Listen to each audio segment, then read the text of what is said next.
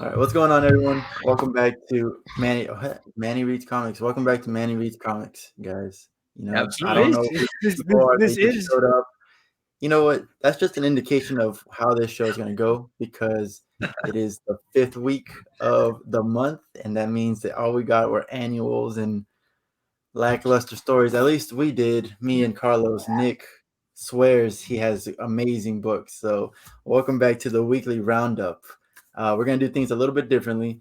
Usually, we'll go like around the table and tell our top threes, then our top two, and then our very top book. This time, we're just gonna say every book as we go around, talk about it, and then move on to what we're looking forward to. Nick does have best covers and disappointment for the week. Um, and then that's it. That'll be a show pretty quick and Yep. out of the way. So let's get started. For me, my number three was Magic Order number two. All right. Power Rangers, the Death Ranger, Power Rangers Unlimited Death Ranger book.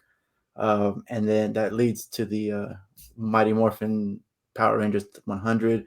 And then we have Amazing Fantasy 1000 made my number one book. And the fact that that made my number one book tells you how good this week was. I don't. Okay, Nick, whatever. Nick, let us know your top three. So number Yeah. 3 was Power Rangers Unlimited Death Ranger. All right.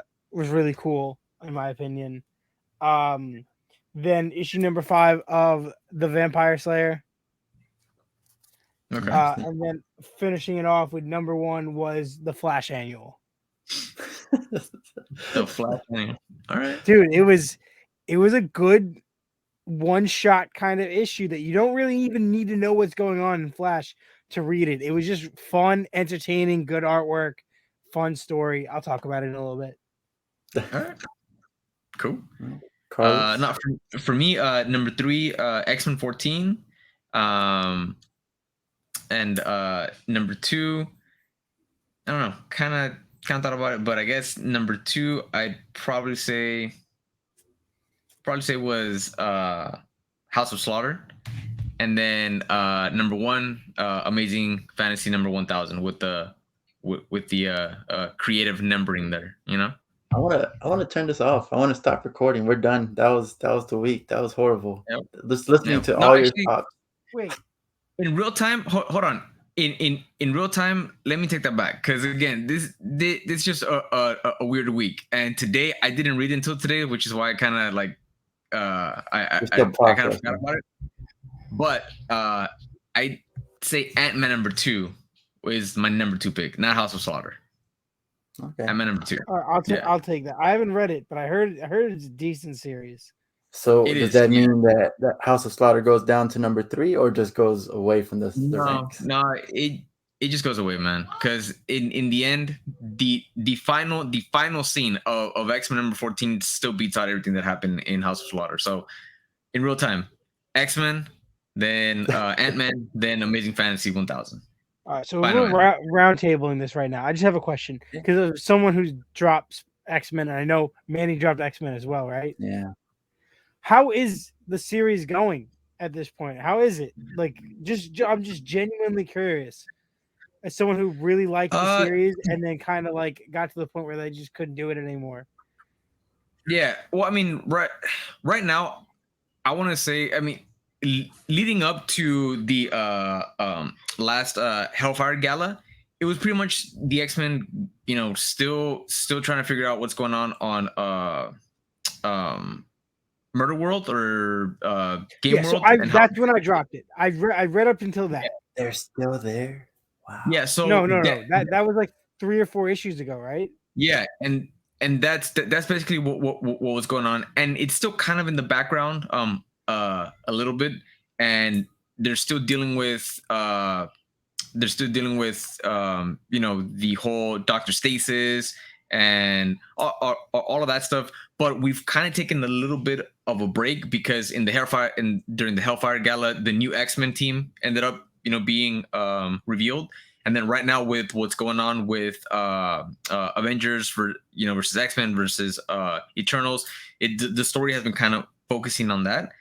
So not a lot has been going on, but it honestly hasn't been terrible. It's cool. It's cool seeing Firestar getting a little bit of love on the X-Men. Always fun to see Ileana show up. So it's been all right, man. I feel like You know? that's the issue with X-Men though. It's like there's always an event that cuts into the story. You know, like it Yeah, happened with the 2018 run. That's why I dropped that run, and yeah, now it's happening with this one again. Yeah, yeah. So I would love to say, hey, there's a real focal, point, and a real focus, and a real focal storyline that's happening right now, but there really isn't. You know, yeah, but this issue was enjoyable though. I'll talk about it a little bit more. But it's it's okay. I mean, the only reason honestly that it made it into the top three was because this was a very very very light week. Any other yeah, week, it really would have been towards the bottom. I'm not dropping it because I mean I enjoy the X-Men.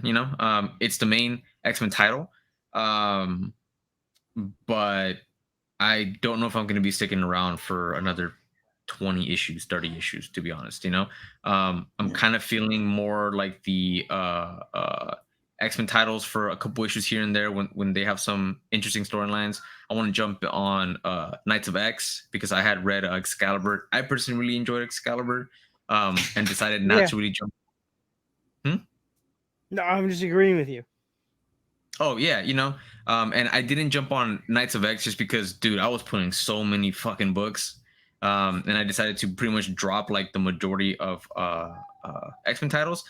But I read the first issue of Knights of X, and it piqued my interest more than X-Men right now. So X-Men's weird, man, and I think that I'm gonna at least try and adopt a mentality of I'm gonna jump Just in drop it, here and man. there, huh? Just drop it and add another spot to pick up another book. Yeah, and that's probably what's gonna end up happening. But I do still want to read some X-Men here and there. And I've never really done it where I kind of jump in, jump back out. But I'm gonna try and test out how that works, man. That's not how my comic book reading or collecting habits have been. But I think I'm gonna try Yeah, and approach that with the X-Men just because there's so many damn titles. Um, but anyways, yeah. I So want to touch on to Nick's number one, which was Flash, the annual, which should have Mhm. actually just been called Linda Parker, right? Like that. It was all about her. Is it Parker or Park? Park, Linda Park. Park, Linda Park. It was mostly about her, and the reason. So I was very at the end of this. I was interested. I was like, hey, you know what? Maybe I should jump back on Flash, and maybe Hmm. I'm gonna do it. Maybe not. I said, you know what? Don't make any decisions now. Let me sleep on it because of the end. So if you haven't read the annual and you're about to read or something, you can skip ahead a little bit. But the end kind of implies that Linda is pregnant and Yes. she might have another kid. Which if they yeah, follow on that breadcrumb or not, who knows? Maybe it's just for the book. But seeing that, I was like, oh, that'd be interesting. I would love to jump back on. And then I started looking at the issues that are going to come out. And then Nick helped me out with the decision. Thank you so much. He let me know that they're going to go back to bi-monthly, which means 2 issues a month. And I'm not about that. not for the Flash, not right now. yeah, So it's yeah. still I, off I my would say, list. sorry, man, but the only character that or the only comic that can scan me that way is Amazing Spider-Man, dude. Like, Flash used you to be know, able to scan me like that, and it did for a long time until I finally said enough is enough, Flash. Or you know what? yeah. I probably just said Wally's not the real Flash, so I'm not gonna. Damn, All right. I'm just kidding. So I'm just kidding. I'm just kidding. let me just damn. put my 2 cents in on the annual. So the annual basically is a really like down to earth, really heartwarming story. Um, in the main, it doesn't even really touch on it that much, but in the main story, um, Linda, since the getting like coming back in reality, like Wally bringing the kids back and saving the kids and everything, um and her remembering who he was and then living together again, she's recently started to develop powers, speed, um and it was cool. Like she like in like the last issue was like a major part where she came in and like uh like kind of snapped everyone on Barry, and Barry was going crazy thinking that Wally was Reverse Flash. And she flew in there and smacked him in the head and was like, "Yo, Barry, this is Wally." And I was like, "Okay, I'm interested." And they've been like teasing that she's like a writer. She's writing a book, and she's writing a book. She's writing a book. So she keeps telling Wally, like, "You haven't even read my book yet. You haven't even read the book. You haven't even read whatever." So he's like, "Oh, I'm gonna read it. I'm gonna read it today. I got nothing." And she's like, "Oh, don't forget to pick up the kids." So he like speed reads, and we get to see the story unfold kind of like over time as he's reading it. So Oh, basically, the whole that's book cool. is her book. Okay, that's cool. What's the So, name yeah. of the hero in the book? Oh, I don't even remember. It was something It's stupid. Billy East. Yeah, Billy East. Come on, man. Really? Yeah, But like, you're telling me if you wrote a book, you wouldn't have like a ton of references to your real life? absolutely Not like not. that, My man. life's boring. My life's boring. Says that, but Carlos should be like, "I am Carlo." Carl. Like take the S Carl. out. I will say that the art was really good by Serge Acuna. Yeah. It's definitely a dude, lot better than who's the artist that's been on it. Oh, I don't know, 'Cause- but I actually love Serge Acuna. I honestly love his art, man. His covers. Yeah, and like his his art interiors. with the colorist Matt Hearns, it looked good. It looked really good. It's But cool. so the artist before Pasarin, that's who's been the artist. Yeah, I could do with anybody but Pasarin. So Well, yeah, the last issue wasn't even him. It was a Pasarin. not. I can't even say it. A Mankey Nump. I can't even say this, dude. What are you talking about? On the last issue of I don't know. Flash, wasn't even the artist you're talking about. Oh, I I'm don't looking even- at the 2021 annual. Yeah. Okay. Oh no, the last issue, the Dark Crisis tie-in, those have been good artists as well. Like really good, even with the colorists and everything. Hmm. I've been reading the tie-ins just because that's exactly what it is, tie-ins. Nice. But they're not Yeah, on my shelf, Carlos. Back up off me. Yeah, before it was Pasarin, and you didn't like that. Yeah. But he hasn't been on in like 5 issues. Yep. And then with Amazing Fantasy, I think Carlos, you could agree with me. The only reason it made the top is just because there were a bunch of different stories, and while most of the stories, in my opinion, they were good, not great, there was like maybe one or two that actually kind of hit the right Spidey feels for me. There was two for me. There was two for me. The first so two. I think just those two, the fact that those two stories, short stories, were able to beat out all my full comics kind of tells you how I truly feel about this week. They were good stories though. Definitely deserved it. One of the ones that I liked was by Dan Slott. That was my favorite one. That was I think that was the best one. I can't remember who wrote the other one. It wasn't Neil. Huh? It wasn't Neil. Is it Gaiman or Gaiman? I always forget. The guy that wrote Sandman. I believe it's pronounced Gaiman, but I could be wrong. Yeah, he wrote one of them, and I thought that was a pretty good story. That was like that was the third best one. But other than that, it's just like it's just a milestone story. Hey, this is Spider-Man. Yeah. We love him. He loves us. This is why he does what he does. For me, Slot's story was absolutely like the best one, and he gets so much hate like online. It makes no sense. And I truthfully, I think that I don't know, 80% of the hate that he gets is absolutely unwarranted. Now, have all of the stories been absolutely perfect, and have I loved every issue? No, not necessarily. But that doesn't mean that he's a terrible writer. To me, he's one of the best Spider-Man writers ever. I think he's an amazing writer. all around. And I think that I personally think that more than anyone, uh, except I'll say Stan Lee, I think that he loves Spider-Man as a character more than anybody. Like the guy He just, literally he huh? he got Peter to say in that story while we were reading while I was reading the story, he got shot, right? And when he Yeah, was in the hospital, I said to myself, I was like, not like this, like don't let it end like this. And then Peter literally says the same thing. It's like, not like this. I'm not supposed to go yeah, out like this. So like I oh yeah, really appreciate it. I yeah, agree with you. Dan Slott definitely yeah. uh And understands the character.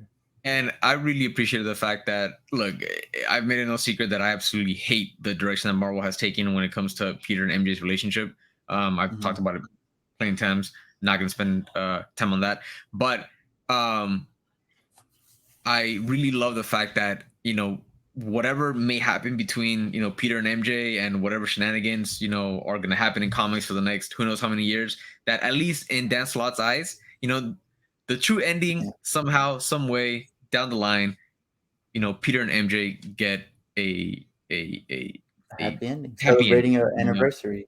Yeah. Exactly. They get happy a happy ending. MJ's by his side. And ultimately Peter continues, being who he is, but he gets that little slice of happiness that he deserves. So that's why that story to me was special. I still can't fathom the idea that they don't think that Peter growing up is a good idea. Yeah, Like Yeah. who's in charge right now? Who's the CB CEO? Sabuski, Is he on his way out, man? Once he's out, No, dude. maybe. I don't bro. know, but What I don't understand is that you literally had a decently successful 90s, early 2000s run of a whole series about Peter having a daughter. Mhm. Like, yeah. like it was literally there's like over 100 issues. I just don't comprehend the fact that like you could say, oh, it's not relatable, it's not successful, it wouldn't work. It worked. Yeah. Yeah, yeah. We've already No, seen it. who knows? And the other story that I really enjoyed and came really close to Dan Slott's story was the very first one, with art by Oh yeah, yeah, yeah. uh Michael Cho, and the writer Anthony. I can't remember his last name. Feel bad. Um, but it was titled Just Some Guy, and it had to do with Peter basically going after this street level, non dangerous kind of guy that always took the opportunity of doing some kind of break in, or trying to pull off a heist when all the heroes were preoccupied with big threats, whether it's Galactus, an alien invasion, something like that. And he would try and take those opportunities when they're distracted to try and like do again pull off a heist, but Spidey would always be there to stop him.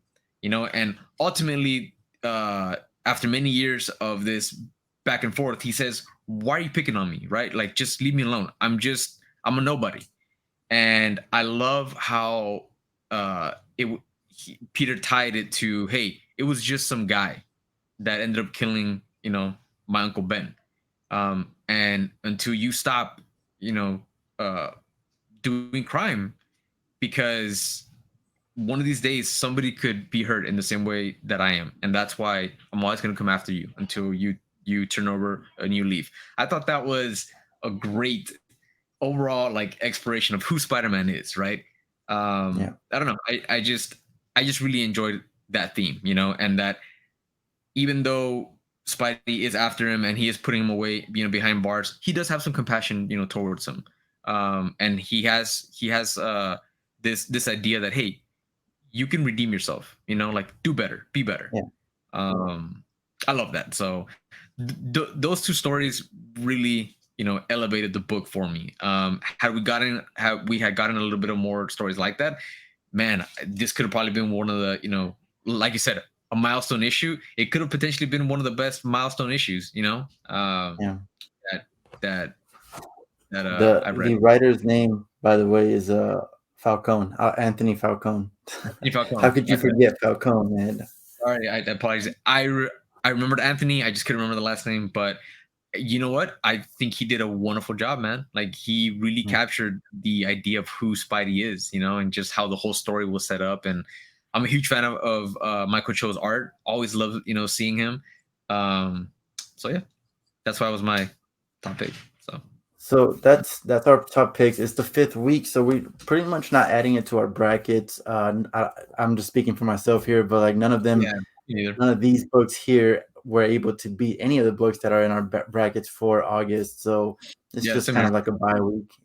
So, Yeah, but fun Nick, week. you said you have what one? First of all, what's your best cover? So my favorite cover that I got this week was the ratio for Thunderbolts. That actually doesn't look bad, surprisingly. No, I wasn't. So when I originally had asked for the A cover, right? David Nakayama's cover. Mm-hmm. And when I got there, well, I didn't ask for it. I just put it down. So normally I'll put down what cover I want, and if I leave it blank, it's A cover. And they Okay. usually give me the A cover. So when I opened my bag and it was a B cover or whatever it was, I was like, "Oh, this is not it. I don't like Mhm. this." I put it through their whole stack, and they had a gigantic stack of issues. Not a single A cover. Interesting. Oh, yeah, that's Not weird. a all three other variants, no A covers, and every cover was awful. So then as I was about to leave, I saw this on the wall, and I was like, He's gonna shoot a shot. "Yeah." I was like, "Damn, I need this. I really like it." All right. Like, obviously, as you guys know, I'm a US agent fan. I'm a West Coast Avengers West Coast like fan. And the first, did any of you guys read this issue one? No, Uh, I didn't. No.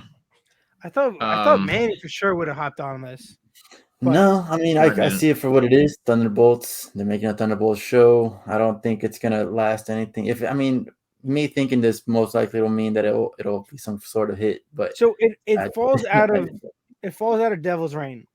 yeah. So basically, uh, because of all the stuff that Fist did, um, Luke Cage can't like have like an acting superhero team in New York City unless it's the Thunderbolts. So he reaches out to Hawkeye, who has also led the Thunderbolts like him, to do it. All But right. the issue starts off with Hawkeye like shooting arrows and being like, "I'm not Rusty," and then he gets a phone call and it's Simon Williams. Oh, I was thinking of getting the West Coast Avengers back together, Tigra and Wanda and Vision, and then he's like, "No, no, no. I already have a team. I just need you to lead it." And he was like, "Oh, okay." It's stupid. What is your disappointment? Oh, it's gonna be Alice Ever After, like the whole thing. Okay. All right. Carlos, First you need to go. So, Carlos, thanks for jumping on. Appreciate it. Absolutely. So I guess I gotta take off, See you guys but next week. I do want to say that real quick. What I'm excited for next week for anybody that's watching. Pick this up. Try this book because I think that it's gonna be good. Give some props to Ablaze, but I'm super excited for the Boogeyman. I think that me and Manny are super excited for that book, and that's coming out next week, right? Yeah. Right, Manny? Yeah. Yeah. So I'm super excited for that. I'm excited for Once in Future. We're getting towards the end of the run, so I'm really excited to see how that's going to play out. New champion of Shazam. I have two haters on here that just don't appreciate a good book, man. Like I'm reading it. I'm reading I don't it. understand. It's all right, okay, Manny said it wasn't that great. all right. No, it was the first issue was amazing. When he leaves, I'll tell you how not Right. great it was. When I leave, talk about it, man, and really make a case why it wasn't great. It was a great debut issue. And Twig, man, I personally love Twig. It's one of my happy books. So, But but it's the last issue, and we don't know how it's gonna end, and it might be really bad. It looks like a maybe. But final issue. as of now, I love it. So, anyways, I gotta go, guys. Thank you for everything. Looking forward to the weekly roundup for officially for Next week. September. So we'll see how that goes. Yeah. See you guys. Adios. All right, Nick. So What? So you said your disappointment is is Ever After? Alice Ever After issue Alice 5, Ever but After. mostly the series. What So happened? this was the last issue. Okay. And issue 1 was really good. Issue 2 was interesting, and then issue 3 kind of like didn't, when a series, especially a limited mini series, like you like first 2 issues, you're into it, it's interesting, you're like, okay, let's see what they do with this, and then they miss it. They don't set anything up. They don't really build, like they kind of try to build something, but like you just feel it kind of get dragged in that issue, and you're like, okay, let's Isn't see if this like the next. isn't this Boom Studios? Yes, And they're also doing like other, I don't want to say Disney, but other fairy tale type books coming out. I believe so. I'm not sure. I think so. So maybe not to jump on those. I think the next one might be Snow White. Oh, are they doing Briar? No, Br- Briar. Well, what would Briar be? I don't think that has to do with like the fairy tales, Sleeping but Beauty. is it? Yeah. Briar looks good. Briar is on my pull list, so I'm hoping it's not going to be a disappointment. Um, I just think personally for me, I was just expecting something a little. I liked like the concept of what they did. I just Mhm. feel like issues 3 and 4 really didn't develop anything that we didn't already see in the first 2 issues, and just kind of dragged it instead of developing and expanding on it. And then the ending was kind of lackluster because the whole issue, like the whole couple of issues, has been Alice's sister just kind of like complaining that she doesn't deserve her, and this guy that like kind of fell in love with her in like the first issue is kind of like, hey, she doesn't belong here, she's not actually crazy, um and it's just annoying because like they like end up like giving her some kind of brain surgery, and now she's like permanently in a trip where she thinks she's in Wonderland, and like it's like this what if universe, and it conceptually it was cool. Execution wise, it kind of fell flat, and just felt like the last 3 issues kind of dragged, and the last issue especially just kind of rushed everything to be a conclusion, and kind of ended just being like, okay, that didn't solve anything, like that, no, there was no resolution, there was no, it was just kind of leading to a thing and dragging, and then eventually it happened. So I don't have a disappointment at all, unfortunately. I mean, I'm disappointed with the week, but not really because it's the fifth week. They usually don't have anything that's going to be amazing, and I already expected that. So I'm not really disappointed with anything. I got plenty of disappointments, but that's just because I suck at life. But no, what are you looking forward to next week? All right, so I might have to cut a couple books, um, because I'm trying to make my pull list a little shorter than it has been, and this is one of the bigger weeks in a while for me. Um, so what I'm excited about is issue 1 of Alien. This is the issue 1. I'm excited. There's some covers I really want. Um, as always, I'm excited for Poison Ivy. Those Jenny Frisian covers are really good. Um, I'm really praying for Dead Lucky because I really want it to be a really good issue, because the first issue was good, but left me kind of like craving something like a little bit more. And I'm hoping this issue really delivers, because I have not dropped a Supermassive book yet, so I don't Yeah, want to, yeah. but it could potentially be a drop. And then obviously you got Moon Knight and She-Hulk. She-Hulk's a book I'm really enjoying. Okay. For myself, I just like to name the top three that I'm most excited for. I want to see what happens with Batman. I mean that whole ending with I already forgot the guy's name, Zer something, whatever. Um, then we got Oh, his Boogeyman, like alternate. Carlos mentioned, and then Dead Lucky, like you mentioned. But on top of that, speaking of the new champion of Shazam, I am getting number two. The first book, I mean, came out the first week of August, and it was Carlos's number one, and it was a good book, but I mean nothing. I think it was maybe top five, maybe, but enough to where I wanted to put it on my pull list. Um, this is actually my first series that I get that I'm only getting the variant covers. Everything else, all my other books, if I have the series, I have nothing but the A covers with a few variants in there, but for sure I have the A covers. But this one is only variants, so that's kind of cool. But so I'm getting the Dan Hip of variant on this one. Um, we're getting Dark Crisis number 4. Uh, I'm like looking about forward to to Hate. drop Huh? Dark Crisis. I feel like I'm gonna drop it. I feel like You're it's gonna not. drop it? I'm on like the cusp. Like Yeah. it's not great. I can't drop an event after. I mean, there's gonna be what, 7 issues? This is 4. No, I'm not gonna drop it. Me personally. I understand why you're gonna drop it though. Like if you're gonna drop a book, that's a good book to drop because Flashpoint Yeah, Beyond is also coming out. So I don't know how I feel about it. It's just kind of, and all of a sudden, what, issue 3 they change it to being Crisis on Infinite Earths. yeah, that was weird. Like that Like, should have been like the last book, like a last little reveal, but but like it was whatever. Dark Crisis was just a standalone thing, and then all of a sudden, a couple issues in, you change the subtitle. Yeah, it was weird. It's No. weird. I don't know what they're doing, and it's other hop on to the whole Marvel Judgment Day thing. I might just swap that out. That, I mean, that's good. The that Axe event is actually, it's nothing great either. Like there's nothing like so astounding from it, but it is easier to follow. First of all of the characters are acting like themselves. Like I'm not questioning anybody's motives. I'm not questioning anybody's actions.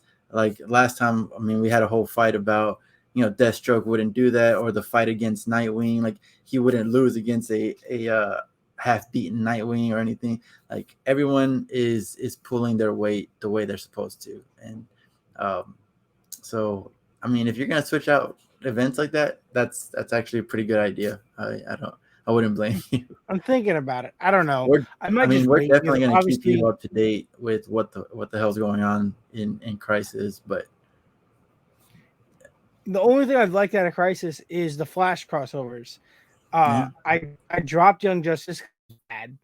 Um, and yeah, title's weird. Maybe I give it one more issue. And the thing with Marvel titles that I'm kind of iffy with picking up is that I have Marvel Unlimited, so I will eventually be able to read it either way. Um, it's just it's rough because like I want some of these titles to be good enough where I pick them up, but like stop giving me shit. Like, what were your thoughts on Power Rangers? yes, I did want to talk about that earlier. I liked it because I didn't know going in. Obviously, I don't think anyone did really that it was just going to be like an origin story of the Gold Omega Ranger and how he became the Death Ranger. Um, being told as like a bedtime story.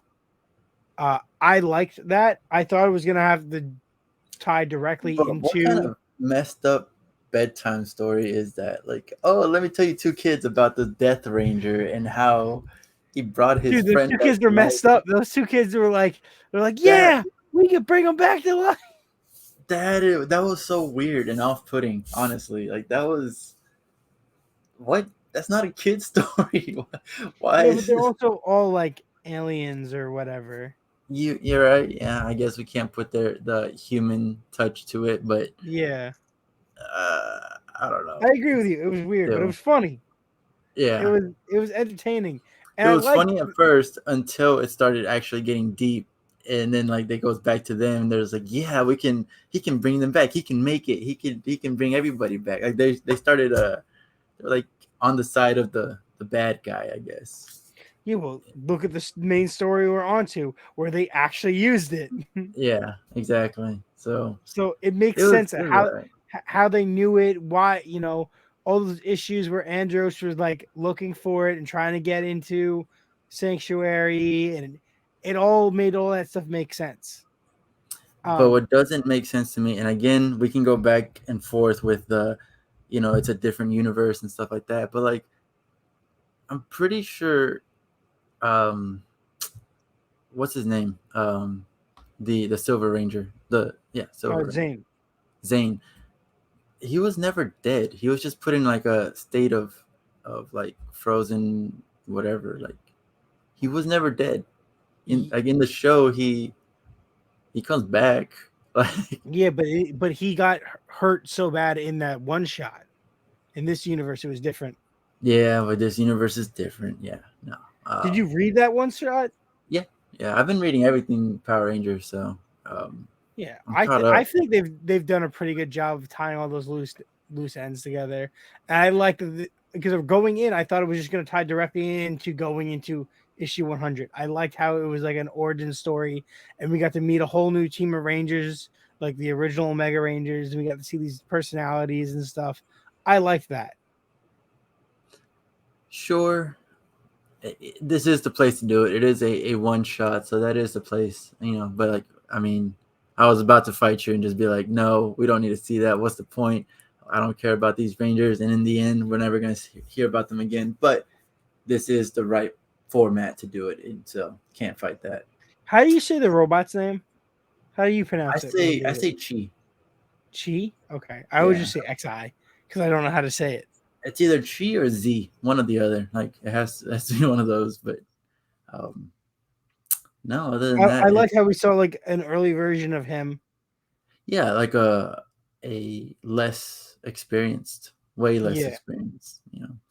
But Like it was cool. It was interesting. It was definitely different. I think it would have probably made my top 5 either way if it was a packed week or not. Um just because I've been really enjoying Power Rangers. yeah, but. All right, I think that's it. That was our fifth week. Appreciate it, guys. Thanks for watching. It'll be a different format next week, but appreciate it. Thank you so much. Make sure you subscribe and follow if you liked it. Make sure to comment whatever you'd like. Thanks again. See you guys later.